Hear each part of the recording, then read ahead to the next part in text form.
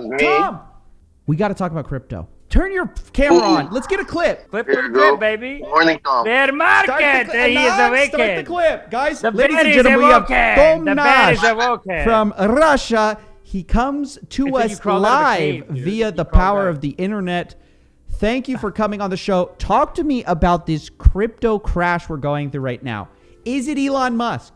Is it Dave Portnoy? Is it a bubble? What do you think? And then I'll give my take. It's a pleasure to talk about this topic because I've been saying it for years. So check this out. You've seen the clip that I did with Mike, where they animated it like in a funny way, what it means to invest in cryptocurrency. Well, that's just proof that investing in cryptocurrency is exactly that. You have all these kids in the market who's been investing in crypto for like 3 months, 6 months. So they haven't seen the dark side of cryptocurrency, the real volatility. And now they're getting to experience that. And it's so amusing because you have all of these OGs sitting on the sideline just basically eating popcorn. They're like, this is nothing. This is just, it's a little bit of turbulence. Like, so you have, remember the scene from Fight Club? Like, you don't know where I've been. You don't know where I've been. Yeah. So what's causing it? It's a combination of 3 things, in my opinion, allegedly. Blah, blah, blah. Of course, you have the whole Elon Twitter catastrophe. I'm not going to repeat everything that happened. But essentially, the U-turn he pulled on Bitcoin and accepting it as currency for their vehicles. Yep. You have the FUD coming from China. Basically, the Chinese regulators essentially banning Chinese banks from accepting cryptocurrencies, which is nothing new, by the way. It's all news. China has been pretty much fighting Bitcoin since 2017. And that's essentially driving... Yeah, China has banned Bitcoin trading for like 3 or 4 years ago. That's really nothing new. But they have their own control issues, much like with the... Xi Jinping. He needs to own everything. Yeah. So he's like, that's why they my crypto. That's why they killed the Ant IPO. They don't want competitors in currency in general. Yep. It's not about economics. It's not about making money. It's about control. So what happened is because you had such a high amount of speculators in the Bitcoin community, the sell-off was massive. Because people don't really truly believe, and it's pretty much a repeat of 2018. However, today what we had was something additional that people do not talk about, because a lot of people were on margin. I don't know if you guys know what margin is, but essentially when you borrow money from your broker because they wanted to leverage themselves to get more profits, so how easy it was to make money, they got margin call. As the price started to plummet, all these margin calls started happening. Essentially, a margin call where your broker says, "Well, it's my money, so I'm selling it." Sell it. Yeah, I'm selling the Bitcoin, and that kind of started the snowball effect that just compounded the whole effect. And now that's why crazy. You saw the drop. I'll be honest, when it was dropping, I was buying. I ran out of money at some point. I ran out of money at 35,000. Oh, so you're in it. You buy it too. Yeah, because you have to remember that Bitcoin is very cyclical. When in doubt, just zoom out. If you look at Bitcoin on the 5-year chart, you'll see the patterns pretty much repeat themselves. Yeah. And this is pretty much a replay of 2018. In 2018, Bitcoin crashed from 20,000 to 3,000, and it stayed at 3 for like 2 years. So so the people who actually believe in cryptocurrency stay there. Yeah. It's got a history. There's an old saying, BTFD, buy the dip. Well, there's a middle part in there, but yeah, buy the dip. What about buy the drip? Buy the flip and You dip. guys buy the drip. I was kind of hoping for more of a drop. I had liquidated a bit of my crypto like a bit ago. I was hoping for some insider at one of the top, at like sort of the top, and I was sort of waiting for this. I was like sort of waiting for a kind of a nice pullback, and so when I saw that, I also bought. I don't know if it's going to go further down. That's the whole thing about crypto is people have to realize that you are buying. You're buying technology. This whole thing of like, hey, I'm just investing because I think price go up because everyone else jumps in. You're kind of a fool if you do that. You have to believe in the underlying what the coin is. Otherwise, you're just gambling. I believe that's in it. That's not called the greater fool theory for nothing. Yeah. That's why they call it this way. But what people never think to themselves, everyone thinks they're not going to be the greater fool. And a lot of times they end up the greater fool. Yeah. Buy a stock if you believe in it. Basically what Warren Buffett says. All these scam guys, they're always like, oh, I got the hot tip. It's like, no, look at it and study it. And if it's tight, it's tight. So like if you believe in crypto, that's who should be buying crypto, not fucking, not, I'm going to make a quick buck or whatever. Yeah, it's crazy how there's so many day traders on crypto too now. Tom, something else I want to talk about all these guys, and I guess we'll talk to Winnet about this too. Mike wants to do a video about this. We'll talk to him too. There's all these guys basically talking about they're shilling crypto. I mean, I've talked about Dave Portnoy doing it. I've talked about Elon Musk doing this for Doge. I mean, at some point it's just market manipulation, but I guess it's not regulated, so it doesn't matter. So Maybe check they this believe out. it though. I'll tell you a funny story. Nobody knows this. I'm not going to say the name since, unlike Marco, I don't want to get sued at this point in my life anymore. I used to be like at the point where I didn't care, but now I care. So you remember when I had my Fiverr profile and I used to do I used to give people video ideas and review their channel and whatnot. Wow. And all of a sudden I have a client and he has like 1 million subscribers. I'm like, oh shit, nice. And he asked me for video ideas and does pranks and does this and like, standard kind of Jake Paul copycat channel. So I give him a few ideas, we part ways. I never hear about him away, and then I see him in your video. Which guy? I know exactly who you're talking about. I don't remember his name. I don't remember his name, but I know who you're talking about. I won't. I called Spencer. I said, Spencer, you won't believe what happened. This Jake Paul copycat is now a cryptocurrency expert. Wow.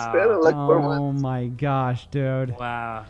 That's so cute. Yeah. Everyone's hey, man, giving people hot ideas. tips. Everyone's doing this whole thing of like shilling altcoins, and they don't realize how dangerous it is. Like, you can get wrecked on these coins, especially they're buying margin. They don't know what they're doing.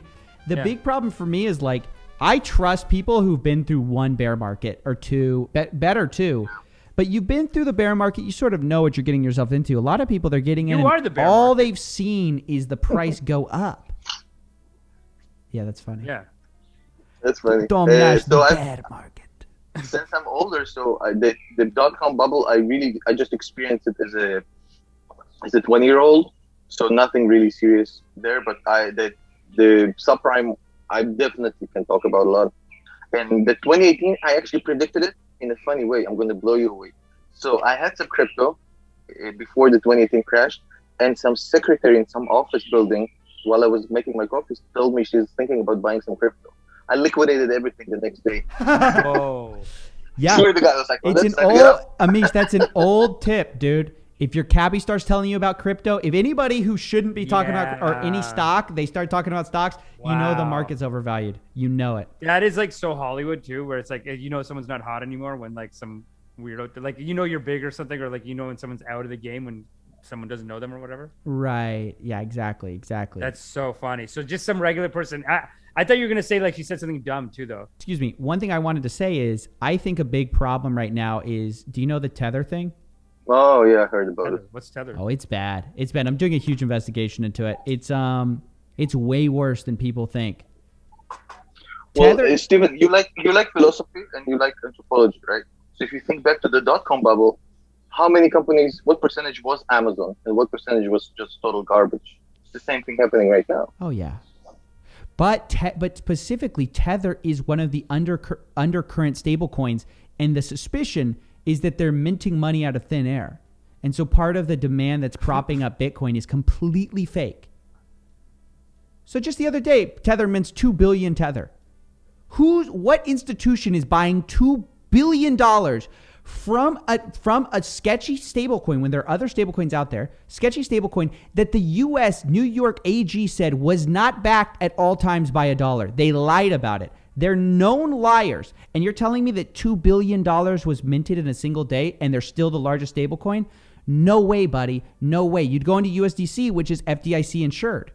Why would you go into Tether? It makes zero sense.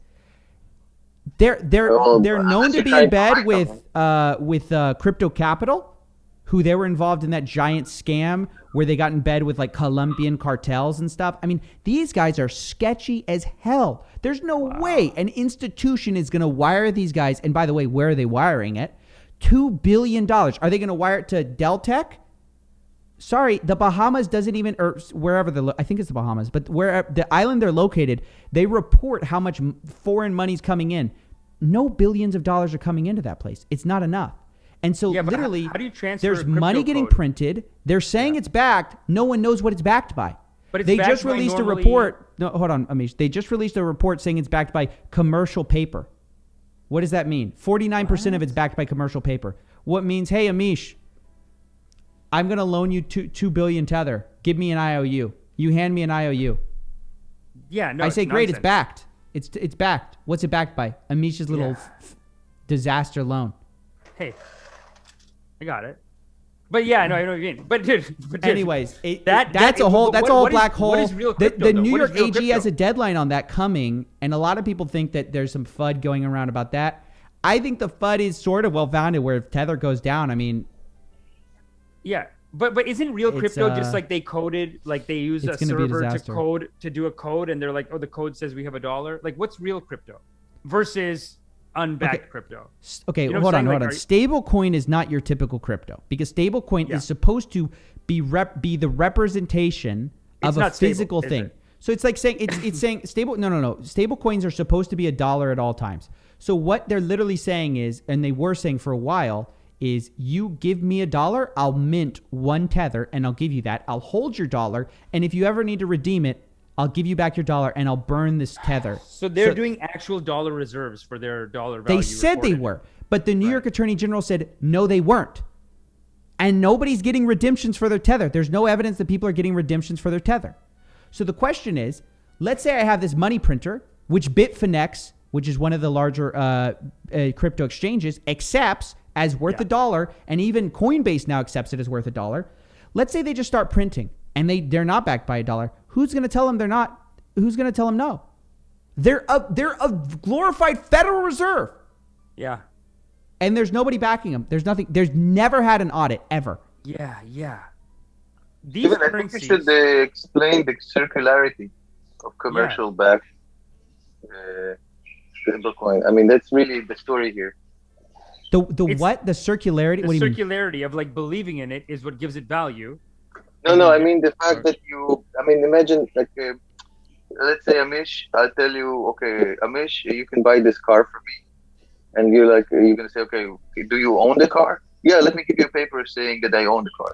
Yeah, right, but I don't really own nothing. Right. And then you say, well, I have proof that he owns the car. Yeah, right. So let me explain. So Tether and Bitfinex are owned by the same person. I can give you a real world example. Okay? They're owned by the same people. They denied that. The Panama Papers came out and showed that they were owned by the same people. Okay. Wow. So Bitfinex at one point was having liquidity issues. They got a loan from Tether. They're owned by the same guys. So Tether just gave them tons of cash, like hundreds of millions of dollars. And then Bitfinex just gave them basically an IOU. Right?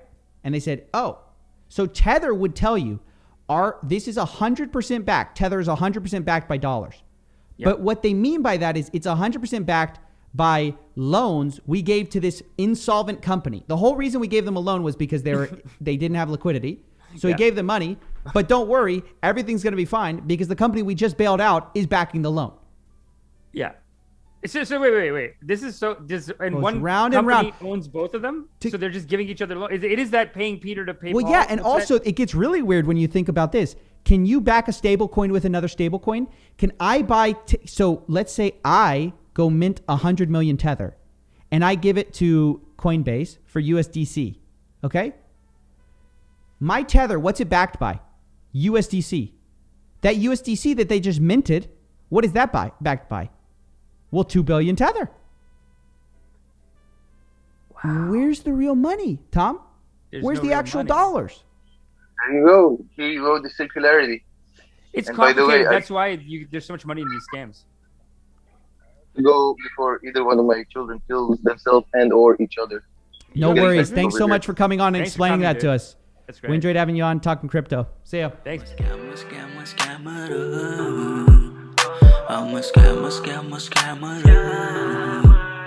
Gonna rip you off, take you down.